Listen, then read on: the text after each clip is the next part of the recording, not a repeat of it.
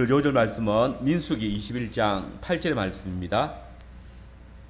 제가 다시 한번 봉독해 드리겠습니다. 여호와께서 모세에게 이르시되 불뱀을 만들어 장대 위에 매달아라. 물린 자마다 그것을 보면 살리라. 아멘. 오늘 본문은 출애굽한 이스라엘 백성들의 불평 사건 중에 하나입니다.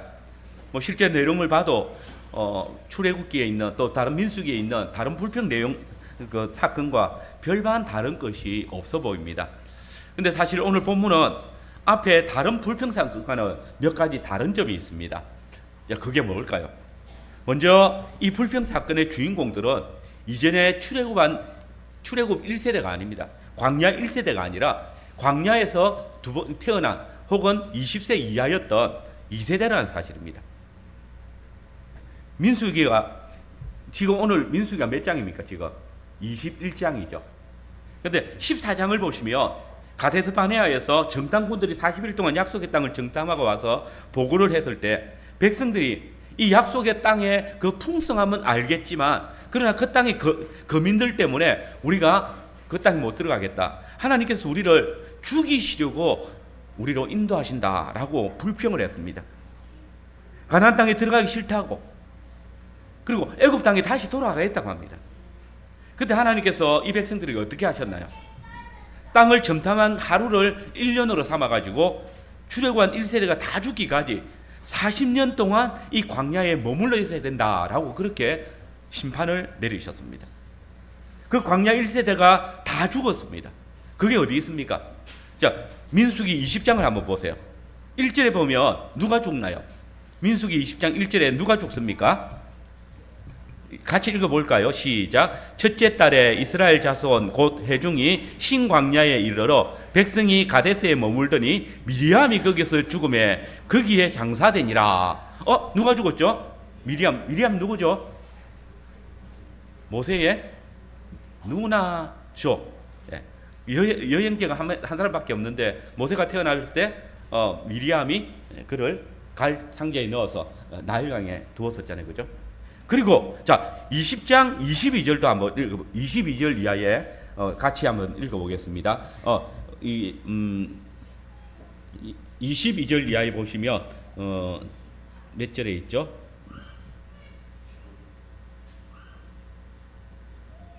22절 이하에 보시면 거기 아론이 죽습니다.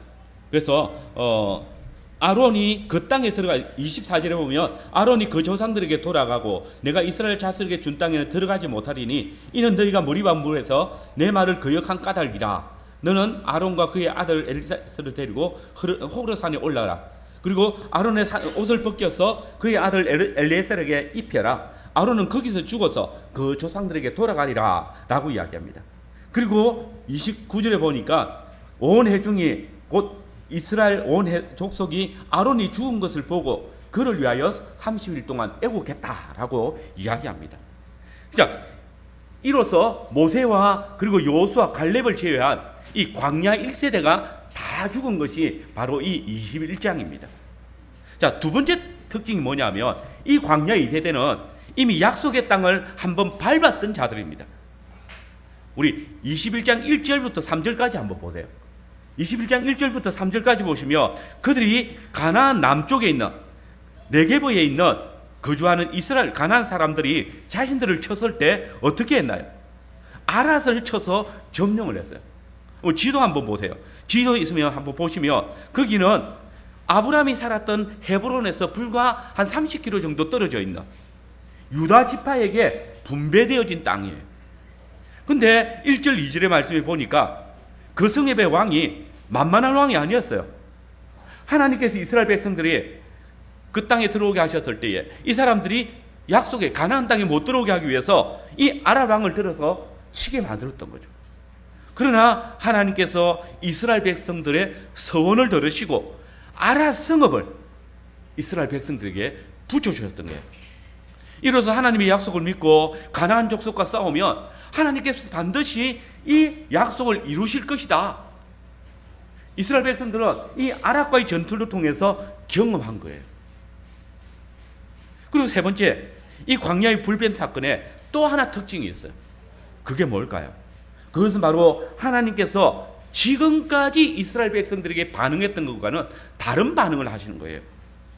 하나님께서는 지금까지 이스라엘 백성들이 불평을 하면 어떻게 하셨을까? 그 불평을 들어주셨을까요? 안 들어주셨을까요? 다 들어주셨어요. 민수기 24장 1절에 3절의 말씀 보면 사실 출애굽기부터 20장까지 보면 하나님께서 이스라엘 백성들이 불평할 때마다 원하는 걸 다 들어주셨어요. 근데 이스라엘 백성들이 가데스 바네의 반역 사건 이후에 약속의 땅에 못 들어간 이유가 뭐예요? 이스라엘 백성들이 불평했기 때문이죠. 근데 민수기 14장 1절에 3절을 보면 백성들이 뭐라고 해요? 2절에 보니까 우리가 애굽 땅에서 죽었거나 이 광야에서 죽었으면 좋았을 것을 하고 간절하게 기도했어요. 불평을 하고 기도했죠. 그러면 하나님께서 어떻게 하실까? 그 기도에 들어주셨잖아요. 이때까지. 그래서 기도에 들어주신 응답으로 뭡니까? 그 백성들이 광야에서 죽는 거죠. 내가 광야에서 죽었으면 좋겠습니다 라고 하니까 하나님께서 그 기도를 들어주셔서 40년 동안 광야 1세대 사람들이 다 죽을 동안에 광야에 있었던 거예요. 하나님께서 이렇게 이스라엘 백성들이 불평할 때마다 그 불평하는 것들을 들어 응답하셨어요. 그런데 오늘 본문에 이상합니다. 이스라엘 백성들이 원망을 했어요. 하나님께서 원망을 하실 때 하나님께서는 처음에 불뱀을 보내어서 심판하셨죠. 벌을 주셨죠. 그리고 이제 그 백성들이 자신들의 잘못을 고백하면서 모세에게 불뱀들을 물리쳐 달라라고 하나님께 기도하라고 했고 모세가 기도했어요. 자, 이번에는 어떻게 할까요? 하나님께서 이스라엘 백성들의 불평을 들으시고 불뱀을 보내셨다가 이제 물리쳐 달라고 기도했으니까 들어주셔야 되겠죠. 그런데 오늘 본문에 이상합니다. 모세가 이 불뱀들을 물리쳐 달라고 기도했는데 하나님께서는 그 뱀들을 물리치시는 대신에 다른 방식, 곧 놋뱀을 만들어서 그것을 보는 자가 살 것이다 라고 해요. 실제로 놋뱀을 본 자들이 또 살았어요. 약속이 성취된 거죠.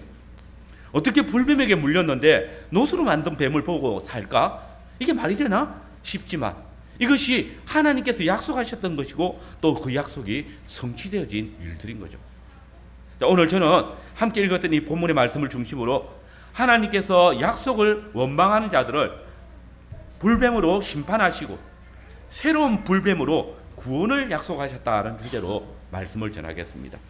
자, 먼저 우리는 오늘 이 이스라엘의 백성들이 하나님께 지은 죄가 무엇인지 생각을 해봐야 됩니다. 그것은 하나님께서 그들을 인도하시는 것에 대해서 불평한 것입니다. 여러분, 우리 친구들, 어린 친구들 불평하는 거 좋아요, 나빠요? 좋지는 않죠, 그죠? 근데 우리는 어때요? 부모님들이나 또 선생님들이 원하는 대로 안 해주면 계속 불평이, 원망이 나오죠. 사실 부모님이나 선생님들이 여러분을 사랑해서 이렇게 해라, 저렇게 해라, 이렇게 하는 게 더 좋아 라고 말할 때 참 그거 그대로 순종하면 더 좋다는 거 우리 친구들 다 알지만 이상하게 참 이 불평이 나올 때가 있습니다. 오늘 이스라엘 백성들이 왜 불평할까요? 하나님께서 제시하시는 방법이 자신들의 마음에 안 들어서 불평을 하고 있는 겁니다. 우리 4절 말씀 같이 한번 읽어볼까요? 민수기 21장 4절 같이 한번 읽어봅시다. 시작. 백성이 호르산에서 출발하여 홍해 길을 따라 에돔 땅을 우회하려 하였다가 길로 말미암아 백성의 마음이 상하니라. 쉽게 말하면 백성들이 하나님께서 약속의 땅으로 인도하시는 그 길 때문에 마음이 상했다. 그걸 빌미로 음식과 물을 덜 먹이면서 모세와 하나님을 원망하고 있는 거예요. 근데 어찌 보면 사실 이스라엘 백성들의 원망이 일리가 있어요. 우리 앞에 1절에서 3절까지 말씀해서 잠깐 봤지만은 이 광야 2세대는 약속의 땅 아랏을 정복한 사람들이에요. 가나안 땅을 정복해 봤던 사람들이에요. 그럼 지도를 보시면 알겠지만 지도를 한번 보세요. 거기 보면 이 이스라엘 백성들이 머무르고 있는 호르산이 있고 그리고 이스라엘 백성들이 정복했던 아랏이라는 땅이 사이에 왼쪽에 있어요. 그것은 헤브론 바로 밑에 있어요.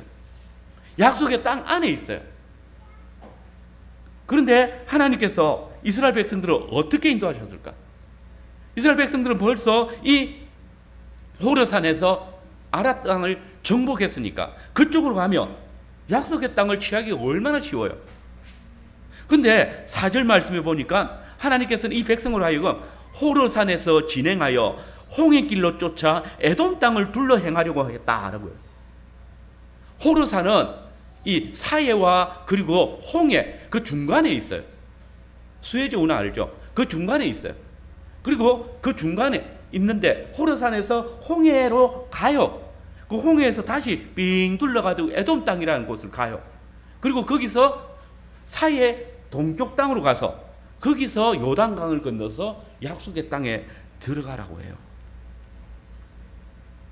지도에는 잘 안 나오지만 이 에돔 땅과 모압 땅은 해발 700m 그리고 1500m가 있는 그런 고지대예요.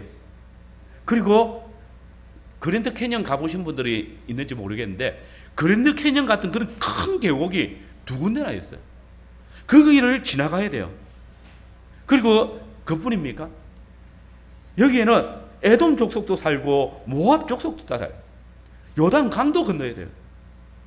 암만 생각해도 우리가 아랏을 정복할 때 그 갔던 그 길, 그리고 하면 너무 편한데 하나님께서 굳이 멀고 험한 오른쪽 길로 가라고 하시니까 쉽게 납득이 되겠어요?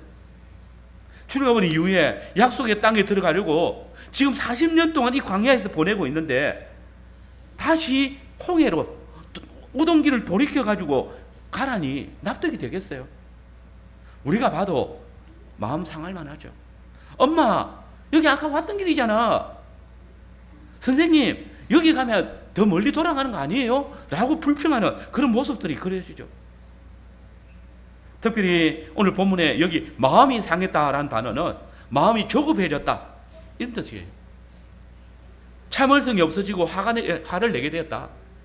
약속의 땅에 빨리 들어가고 싶은데 그리고 쉽게 갈 수 있는 길이 있는데 굳이 하나님께서 돌아가게 하니까 에돔 광야 그 높은 고지를 지나가야 하니까 이거 하나님께서 우리를 죽이시려고 작정하신 거 아닌가 생각하는 거예요. 사실 오늘 본문에는 하나님께서 이스라엘을 왜 이렇게 멀고 힘든 길로 돌아가게 하셨는지 정확하게 말하고 있지는 않아요. 근데 출애굽기 13장을 보시면 백성들이 아랏 땅으로 통과하여 블레셋 사람들의 땅으로 가면 철병거를 가진 막강한 블레셋을 두려워하여 다시 애굽으로 돌아가려고 할 것을 아셨기 때문이라고 해요. 이 해변길로 따라 들어가면 편한데 그 길로 들어가면 블레셋 사람들이 있어요. 블레셋 사람들은 그때는 청동기 시대인데 철기 시대를 살고 있어요. 철병거. 그리고 철병거와 청동기 병거가 싸우면 이길 수가 없어요. 그러니까 백성들이 두려워서 다시 애굽으로 돌아갈까 봐 출애굽을 했는데 약속의 땅에 들어가다가 그게 두려워서 다시 돌아온다면 무슨 의미가 있겠어요? 하나님께서 이런 어리석은 선택을 하지 않도록 하기 위해서 그 백성들로 하여금 해변길이 아니라 이렇게 땅을 둘러가도록 만드셨다는 거죠. 또한 민수기 20장에서 이스라엘의 에돔 땅을 우회할 수밖에 없는 이유도 나와요. 곧 형제 국가인 에돔 왕이 이스라엘 백성들이 에돔 땅을 통과하는 것을 허락을 안 해요. 블레셋이나 에돔과 전쟁을 하다가 그게 두려워서 애굽으로 돌아가 버리면 뭐 전부 다 허무한 일이 돼버린 거잖아요. 그래서 좀 빙 둘러서라도 약속의 땅에 가는 게 좋겠죠. 근데 여러분 보세요. 이들은 하나님의 인도를 싫어하고 약속의 땅에 들어가기 싫어하면서 핑계는 다른 걸 대요. 5절 말씀입니다. 우리 5절 같이 한번 읽어볼까요? 시작. 어찌하여 우리를 애굽에서 인도하여 내어 이 광야에서 죽게 하는가? 이곳에는 먹을 것도 없고 물도 없도다. 우리 마음이 이 하찮은 음식을 싫어하노라. 분명히 4절에서는 인도하는 길이 싫어가지고 마음이 상했는데 핑계는 뭘로 대고 있어요? 음식 때문인 것처럼. 먹을 것도 없고 물도 없고. 실제로 하나님 인도하시기 싫었으면 실제로는 하나님의 약속을 땅을 의심하면서 겉으로는 마치 빵 때문인 것처럼 물 때문인 것처럼 그렇게 말하고 있는 거예요. 한번 보십시오. 이 백성들은 그 조상들이나 자손들이 어쩌면 이렇게 똑같은지 모르겠습니다. 하나님께서는 그들을 독수리 날개로 업어서 구원하시고 불가마 속에서 건져내셨는데 백성들은 뭐라고 합니까? 불평할 때마다 나오는 레파토리가 뭐예요? 뻑하면 애굽으로 돌아가겠다. 뻑하면 애굽에 살던 때가 더 그리웠는데, 뻑하면 우리 광야에서 죽겠어요. 내버려 두세요. 이게 자기 부모들 세대였잖아요. 근데 지금 이 광야 2세대, 그 부모들은 꼭 닮아 있습니다. 이들은 이 광야에서 40년 세월을 지냈지만은 그 부모들이 했던 것처럼 하나님의 약속을 저버리고 애굽에 대한 미련을 버리지 못하고 하나님을 불평하고 있습니다. 자기들이 애굽에 살아봤으면 얼마나 살았어요. 아이들 때에 부모의 보호 아래서 애굽의 학정을 별로 겪지 못하고 살았잖아요. 그런데도 애굽이 그리워라고 이야기해요. 광야에서 태어난 이 백성들이 뭘 알겠어요? 그런데 애굽으로 돌아가자라고 그렇게 말하고 있어요. 여러분, 교육이라는 게 이렇습니다. 아무리 좋은 내용 가르치면 뭐합니까? 부모가 불평, 불만이 많으면 자녀도 그렇습니다. 부모가 말만 신앙생활을 하고 실제로 그렇게 살지 않으면 자녀도 똑같이 됩니다. 새로운 세대라고 타락한 본성을 가진 인간이 새로워지는 거 없습니다. 세대 교체가 되었음에도 불구하고 그 부모의 모습들을 그대로 닮아 있습니다. 광야를 거닐면서 그 부모들이 그렇게 이야기했을 것입니다. 우리 애굽에 있을 때는 이런 거 안 먹고 맛있는 고기 먹었는데, 맛있는 야채들을 많이 먹었는데, 이 광야에서 우리가 이 고생을 하고 있다. 약속의 땅에 들어가면 좀 달라지겠지 라고 말했겠죠. 그런데 지금 이 자녀들을 보니까 한술 더 뜨고 있습니다. 그들은 지금 뭐가 없다고 이야기합니까? 물이 없다라고 이야기합니다. 정말 물이 없습니까? 또 뭐라 합니까? 빵이 없다라고 이야기합니다. 정말 빵이 없습니까? 물이 없다고 해서 반석에서 물을 내주셨잖아요. 빵이 없다고 해서 만나와 메추라기를 주셨잖아요. 그들의 원망이 정당하다면 하나님께서 들어주셨죠. 그러나 이건 지금 뭡니까? 억지고 그냥 터지입니다. 특별히 하나님께서 그들에게 내려주신 이 만나를 지금 이 백성들이 뭐라고 이야기했어요? 5절 마지막에 보시면 우리가 뭘 싫어한다고요? 이 하찮은 음식을 싫어하노라. 만나를 하찮은 음식이라고 이야기해요. 아니, 하나님께서 40년 동안 아무런 값도 없이 거저 주셨던, 자신들이 광야에서 줄이지 않도록 내려주셨던 하늘 양식인 만나를 하찮은 음식이라고. 독일어 성경에 보면 이거를 혐오식품으로 번역을 해놨어요. 혐오식품이라고 말했다는 거예요. 여러분, 만나는 어디서 내려온 거예요? 하늘에서 내려왔잖아요. 믿음의 조상 아브라함도 이삭도 야곱도 못 먹어봤던 거예요. 그런데 이들은 은혜로 주어진 이 광야의 식탁을 만족하지 않아요. 메뉴가 너무 단조로워요. 좀 다양한 거 만들었으면 좋겠어요. 광야에서 생활하는데. 그러면 이런 말들을 지금 이들만 하고 있습니까? 이런 모습들, 우리 친구들의 모습이고 또 성도 여러분들의 모습은 아닙니까? 바울은 여기에 대해서 정확한 답을 주었습니다. 고린도전서 10장 9절 말씀에 보면 그들 가운데 어떤 사람들이 주를 시험하다가 뱀에게 멸망하였나니, 주님을 시험하고 있었다는 거예요. 자기 부모들이 하나님께 원망하고 불평해서 물을 얻고 만나를 얻고 메추라기 받았던 것처럼, 야, 우리도 하나님 시험하면 우리가 원하는 더 좋은 거 받을 수 있지 않겠어? 그 하나님을 지금 시험하고 있는 겁니다. 근데 이 모습 우리에게 익숙하지 않습니까? 사단은 첫 동산에서 그 쇠치어로 사람으로 하여금 하나님의 언약을 멸시하게 만들었던, 지금도 하나님의 백성들로 하여금 자신들을 애굽 땅 종되었던 입에서 인도해내신 그 하나님과 맺은 언약을 그 뱀 같은 혀로 멸시하고 공격하고 불평하고 있는 것입니다. 이스라엘은 한순간 뱀의 후손이 되어서 지금 40년 동안 줄이거나 목마르지 않도록, 헐벗거나 벌거벗지 않도록 먹이시고 입히시고 또 신기신 하나님의 그 은혜를 자신들의 구원자인 여자의 후손인 모세의 발꿈치를 물어뜯고 있는 것입니다. 사단의 편에 서서 하나님의 인도하심과 보살피심을 비웃으며 하나님을 대적하고 있는 겁니다.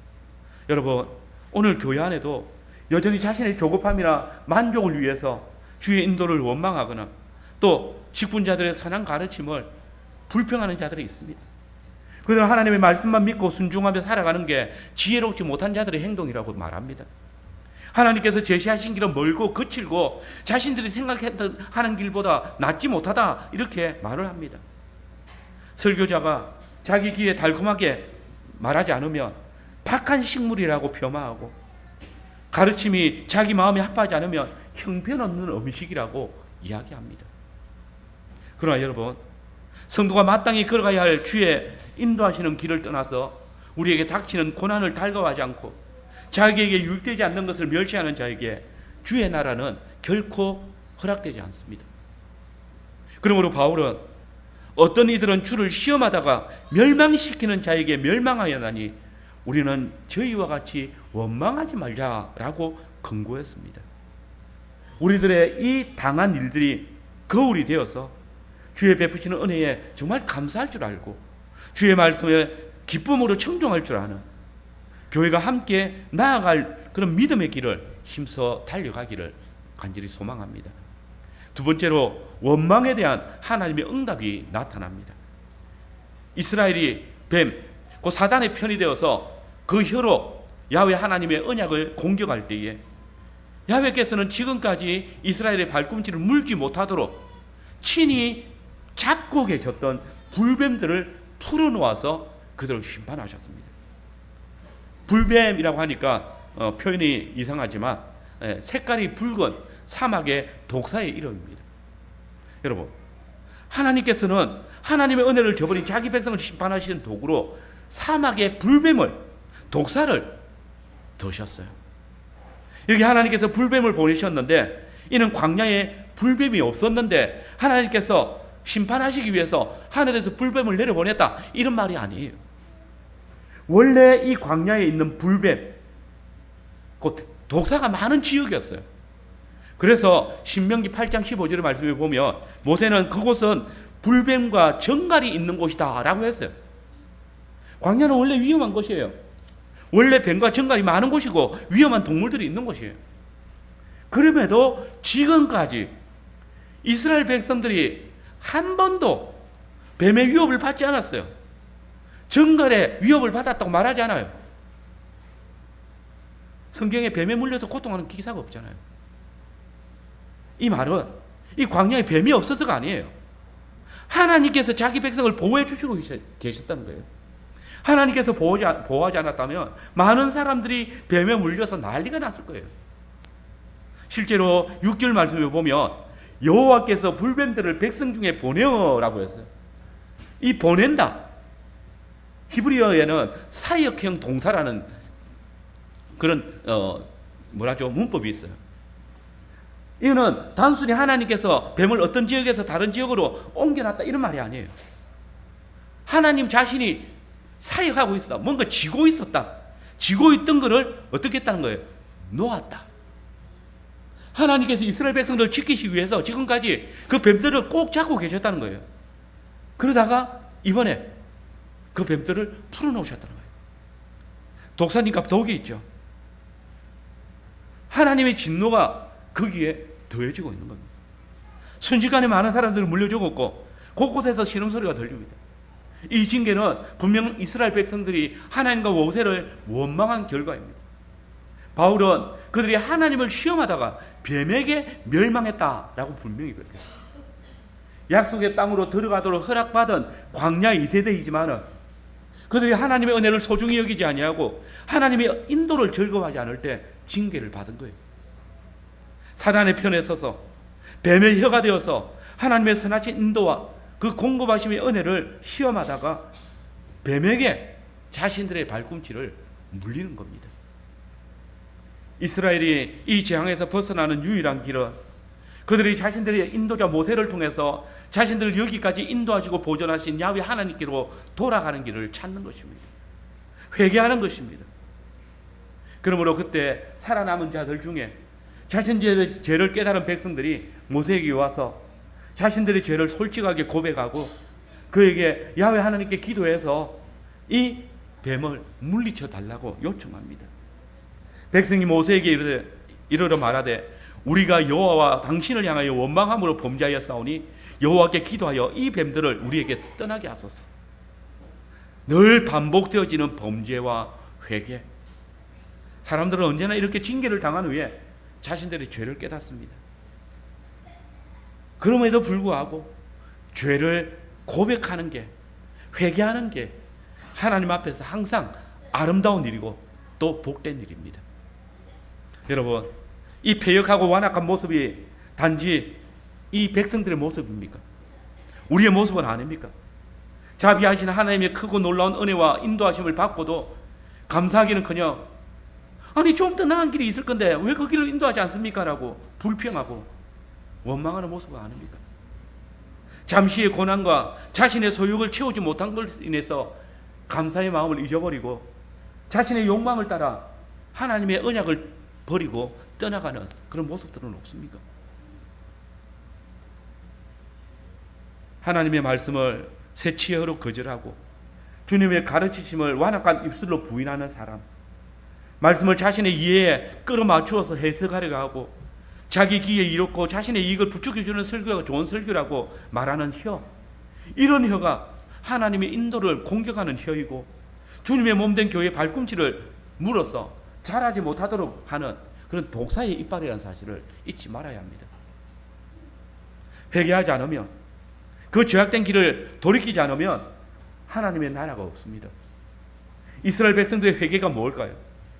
자신들의 인도자 모세의 발꿈치를 물었던 그 입술이 변화되어져서 모세에게 자신들의 잘못된 것을 인정하는 것입니다.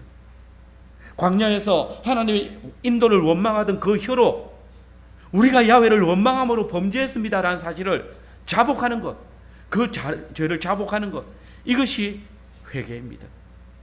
여러분, 회개는 단순히 입술의 변화가 아닙니다. 마음의 변화고 삶의 변화여야 합니다. 우상 숭배자가 회개하면 어떻게 해야 돼요? 우상 숭배를 멈추고 살아계신 하나님께로 나아가는 것입니다. 창녀가 회개하면 더 이상 창녀 생활을 하지 않고 거기서 멈추는 것이 아니라 거룩하신 하나님만을 섬기는 것입니다. 도둑질하는 사람이 정말로 회개하면 더 이상 도둑질하지 않는 것입니다. 그러나 거기서 멈추는 것이 아니라 이제 다른 사람을 돕기 위해서 선한 일을 하는 겁니다. 악한 일을 하던 사람들이, 악한 말을 하던 사람들이 더 이상 악한 말을 하지 않는 것을 넘어서 듣는 자들에게 덕이 되는 선한 말을 하고 아름다운 말을 하는 것, 이게 회개한 사람의 모습입니다. 입술의 변화가 아니라 그 삶이 완전히 변하는 것. 거짓 회개로 진리의 나라가 들어가는 것은 어불성설입니다. 거짓으로 진리를 탐할 수가 없습니다. 자신이 범한 죄에 대해서 하나님의 징계를 받는다고 말하면서 회개하지 않고 또 회개했다고 하면서 자신의 죄로 고통당하고 있는 또는 힘겨워하고 있는 사람들에게 찾아가서 죄를 고백하지 않는 그런 회개는 참된 회개가 아닙니다. 하나님의 인도를 순종하지 않고 그것 때문에 징계를 받았음에도 불구하고 여전히 완악한 마음으로 하나님을 대적하며 또 그로 인하여서 힘겨워하는 사람들을 외면한다면 그 사람의 회개는 거짓입니다. 마지막으로 하나님의 약속을 가진 자들의 믿음은 무엇입니까? 하나님의 말씀으로 나아가서 그 말씀에 믿음으로 순종하는 것입니다. 이스라엘 백성들이 하나님의 징계를 받을 때 어떻게 합니까? 급히 백성들에게 모세에게로 나아갔습니다. 그리고 하나님께 범죄한 죄를 자복합니다. 그리고는 백성이 모세에게 이르러 말하되 우리가 여호와와 당신을 향하여 원망함으로 범죄하였사오니 당신이 여호와께 기도해서 이 뱀들을 우리에게 떠나게 하소서 요청합니다. 이게 회개의 첫걸음입니다. 하지만 이제 이 회개의 반응을 보인 백성들에 대해서 모세가 어떻게 해야 할까요? 여러분 잘 아듯이 이 사람들 조금 전까지만 해도 모세를 원망하던, 모세에게 불평하던 자들입니다. 모세가 인간적으로 볼 때 이 요청에 긍정적으로 반응하는 게 참 어렵습니다. 원망과 불평도 한두 번이지 사상 끝끝 하는 일마다 방해하고 원망하는, 반대하는 이런 사람들 뭐 한번 당해봐라고, 잘됐다고, 고소하다고 맨날 반대하더니 불평하더니 하나님이 징계 받았든지 좀 고성 좀 하라 하고 싶지 않겠습니까? 그러나 모세는 지면에서 가장 온유한 사람입니다. 그렇게 하지 않습니다. 모세가 백성을 위하여 기도하며 그는 백성들의 원망을 들었지만은 자신들이 죄를 회개하고 하나님께 기도해 줄 것을 요청하니까 그와 하나님께 한 잘못을 용서하시고 이 뱀을 이들에게서 떠나게 하소서라고 기도합니다. 그러면 이제 하나님 편에서의 용서만 남았죠. 이전까지 하나님은 모세가 중보자로서 기도하며 언제나 응답하셨습니다. 하나님의 의인의 기도를 들으시고 응답하시는 분이십니다. 그러니 이번에도 당연히 모세의 기도를 들으시고 하나님께서 이스라엘에게 내리신 이 재앙을 거두어 가실 거예요. 모세가 기도할 때에 모든 백성들이 그것을 기대하고 있었겠죠. 그러나 보십시오. 이번에는 아닙니다. 이번에 하나님께서 그 백성들이 요청하는 대로 들어주지 않으셨습니다. 하나님께서는 뱀을 제거하시는 대신에 다른 길을 내어놓으셨습니다. 의인의 기도에 응답하시되 이스라엘 백성들이 요구하는 방법이 아니라 전혀 다른 방법을 응답하셨습니다. 우리 8절 말씀 같이 한번 읽어볼까요? 8절 같이 읽겠습니다. 시작. 여호와께서 모세에게 이르시되 불뱀을 만들어 장대 위에 매달아라. 물린 자마다 그것을 보면 살리라. 하나님께서 백성들이 원하는 대로 당장의 불뱀들을 다시 당신의 손에 묶어서 못 움직이도록 하실 수 있죠. 그러나 하나님께서는 여전히 믿음 없는 이 백성들을 위해서 새로운 계획을 가지고 계셨습니다. 그것은 이스라엘 백성들을 물어 죽게 했던 그 불뱀의 모양을 그대로 만들어서 장대 위에 높이 달고 광야의 불뱀에게 물린 자들이 그 장대에 달린 불뱀을 보면 살게 되는 그런 길을 열어놓으신 것입니다. 모세는 하나님의 말씀대로 노수로 불뱀을 만들어서 그것을 장대 위에 높이 달아서 진중에 있는 불뱀에게 물린 자들이 볼 수 있도록 했습니다. 그리고 하나님의 약속도 선포되어졌습니다. 불뱀에 물린 자들은 다 내가 만든 이 불뱀의 모양의 노뱀을 봐라. 이것을 보면 살게 된다. 여러분, 하나님께서 만들어 장대에 달라고 한 게 뭡니까? 불뱀입니다. 지금 이스라엘 백성들이 왜 죽임을 당하고 고통을 당하고 있습니까? 사실 이 불뱀 때문이잖아요. 불뱀이 죽음을 가지고 왔는데 생각만 해도 끔찍하고 꼴도 보기 싫은데 하나님께서는 하필이면 그 겁나고 보기 싫은 불뱀을 다시 보라고 이야기합니다. 그걸 가지고 문제를 해결하러 가십니다. 그리고 불뱀에게 물린 자들이 불뱀의 모양을 보면 낫는다? 이게 이치에 맞습니까? 노뱀, 곧 구리로 뱀을 만들고 그것을 바라보며 생명이 위급한 독이 제거된다고요? 무슨 동종요법도 아니고 병에 걸린 병균과 똑같은 종류를 투입해가지고 병을 낫게 한다는 뭐 그런 방식인지 모르겠는데 뱀에게 물린 사람이 뱀 모양을 보면 치료된다고. 이게 하나님의 약속인데 믿기가 너무 힘든 것이잖아요. 그런데 여러분, 사실 이 고개를 돌려가지고 뱀의 모양을 보는 건 어렵지 않잖아요. 속는셈 치고 보면 되잖아요. 예수 믿으세요? 속는셈 치고 믿으면 되잖아요. 그러면 속는셈 치고 보는 것과 속는셈 치고 믿는 것이 합당한 것인가요?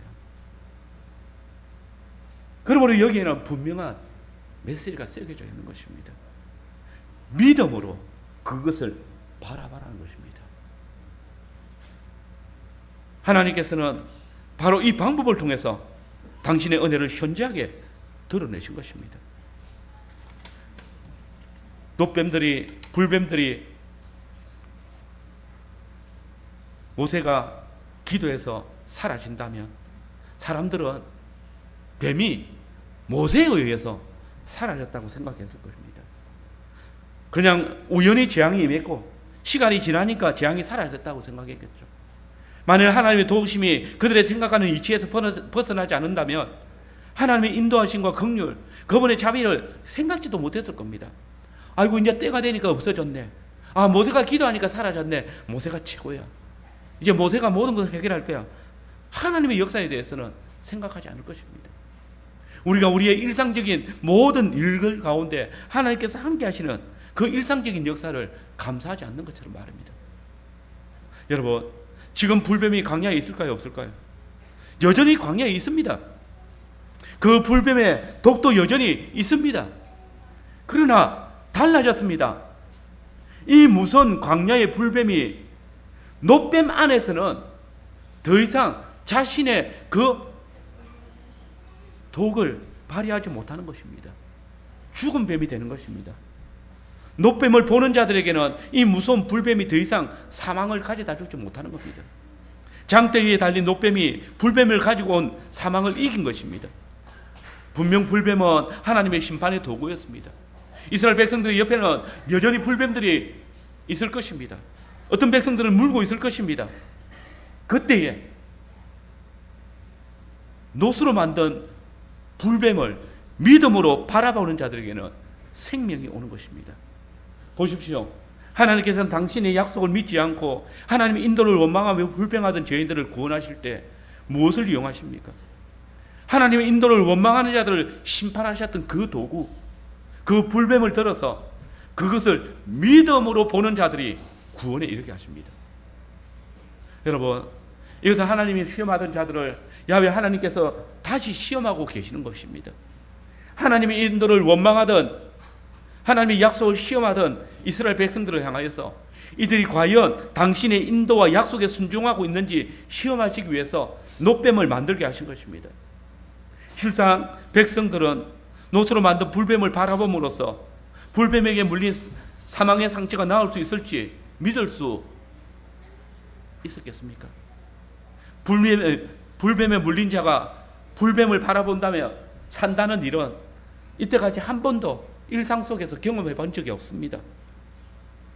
그러나 이렇게 믿음은 때때로 도저히 받아들일 수 없는 현실을 받아들이고 순종하는 것입니다.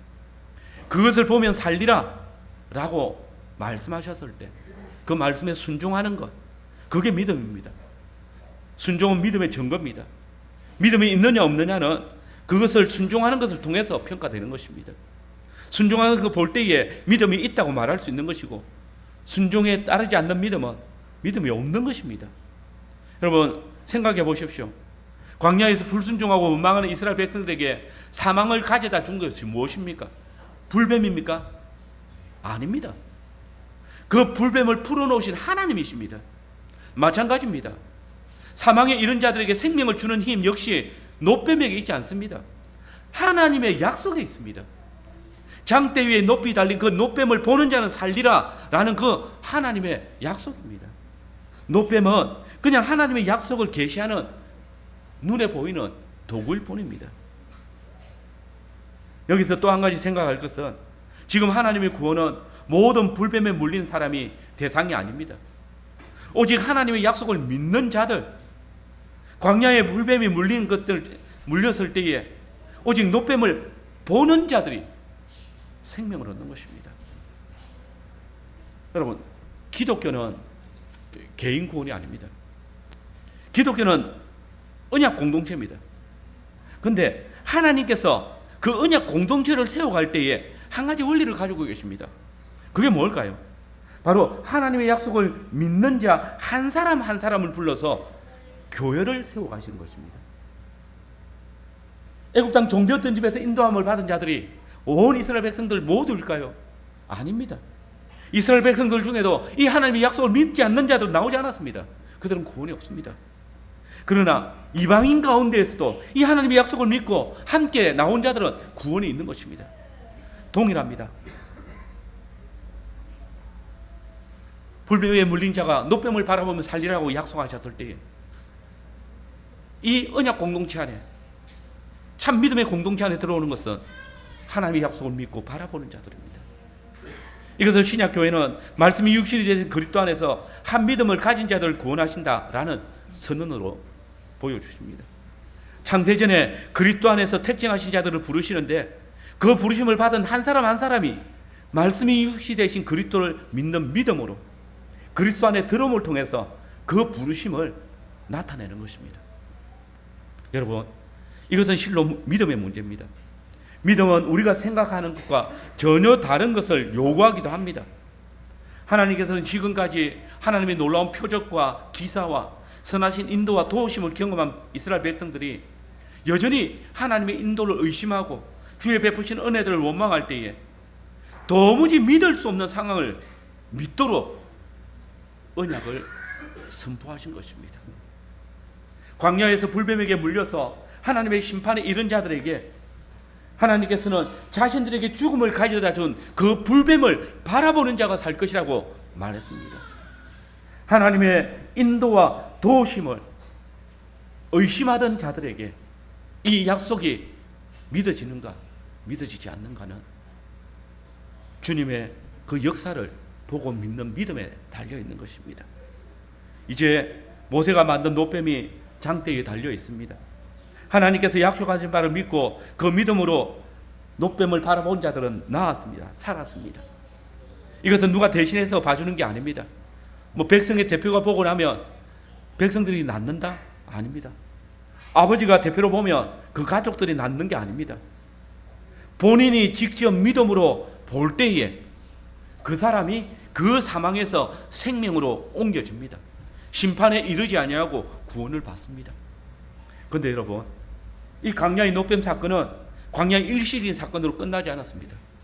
놀랍게도 우리 주님께서 자신의 구속사의 역사에게 이 노뱀을 적용하셨습니다. 요한복음 3장 14절입니다. 모세가 광야에서 뱀을 든 것 같이 인자도 들려야 하리라. 이 들린다는 말은 십자가 위에 달리신다는 겁니다. 십자가가 뭐로 만들어졌습니까? 나무로 만들어졌습니다. 모세가 그 장대 위에 뱀을 든 것처럼 인자도 그 장대 위에 달릴 것이다. 그런데 그분이 왜 달리십니까? 요한복음 3장 15절입니다. 이는 그를 믿는 자마다 영생을 얻게 하려 하심이니라. 무슨 말입니까? 예수님께서 언젠가 장대에 들리실 것인데 그때 그 장대에 달리신 인자이신 예수님을 믿는 자에게 영생을 얻게 하기 위해서입니다.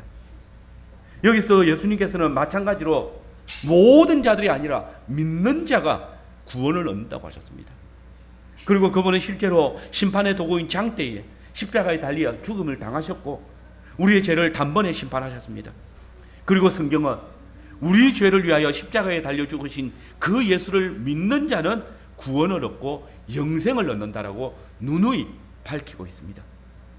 여러분, 잘 아시는 대로 하나님께서는 가데스 바네아의 사건 이후에 이스라엘 백성들이 40년 동안 광야에서 유리 방황할 것을 약속하셨고 여호수아와 갈렙만이 그 땅에 들어갈 것이고 20세 이하로 계수함을 받지 아니한 그 자녀들이 그 땅에 들어갈 것이라고 하셨습니다. 다시 말해서 이 광야 2세대는 약속의 땅에 들어가도록 허락받은 사람들이잖아요. 그러나 여러분, 20세 이하면 저절로 약속의 땅에 들어갑니까? 아무런 조건 없이 들어가도록 특권 부여받았습니까? 아닙니다. 하나님의 약속의 땅에는 오직 하나님의 약속을 믿는 자들만이 들어갈 수 있습니다. 이는 그를 믿는 자마다 영생을 얻게 하려 하십니다. 하나님의 약속을 믿지 않고 하나님의 인도와 보살피심을 원망하며 감사하지 않는 자에게 약속의 땅은 없습니다. 오직 믿음으로만 들어갈 수 있습니다. 여러분, 장대에 달린 노뱀은 하나님께서 이스라엘을 어떻게 구원하실지 보여주는 눈에 보이는 말씀이고 또 약속의 표입니다. 야훼 니시. 장대에 달린 노뱀은 불뱀에게 물려 사망의 근세 아래 놓인 자들에게 생명을 주시는 야훼의 승리의 깃발입니다. 이 노뱀은 1500년 후에 하나님께서 온 세상을 구원하시기 위해서 장대에 매다실 한 사람의 예표가 되었습니다. 불뱀의 형상인 노뱀이 불뱀이 가져다 준 사망의 근세를 물리친 것처럼 장대, 곧 하나님께서 우리 죄로 인해서 십자가에 달리우게 하신 예수님, 그 십자가에서 달려 죽으신 예수님을 우리의 죄를 담당하게 하셨죠. 그 십자가에 달리신 예수님이 야훼 니시, 곧 사단이 우리를 위협하던 그 죄와 사망의 근세를 이기신 승리의 깃발이 되게 하셨습니다. 여러분, 만일 우리가 옛뱀, 곧 사단으로 말미암아 죄와 사망의 근세를 벗어나기를 원한다면 이 시간 주님의 약속대로 십자가에 달려 죽임 당하신 여자의 우선이신 예수님, 인자를 바라봐야 합니다. 우리를 위해서 십자가에서 살 찢으시고 피 흘리신 예수 그리스도, 그분의 십자가를 바라봅시다. 왜냐하면 하나님이 세상을 이처럼 사랑하사 독생자를 주셨으니 이는 그를 믿는 자마다 멸망치 않고 영생을 얻게 하려 하심이라고 약속하셨기 때문입니다. 이 시간 십자가에 달리신 예수 그리스도를 구주로 믿는 자에게 구원과 생명을 주시는 삼위 하나님께 감사의 찬송을 드릴 뿐 아니라 십자가 위에서 우리를 위해서 생명의 떡인 당신의 살을 찢으시고 생명의 잔인 당신의 보혈을 흘려주신 우리 주님의 몸에 참 마음과 온전한 믿음으로 참여하는 우리 성도님들이 되시기를 바랍니다. 아멘.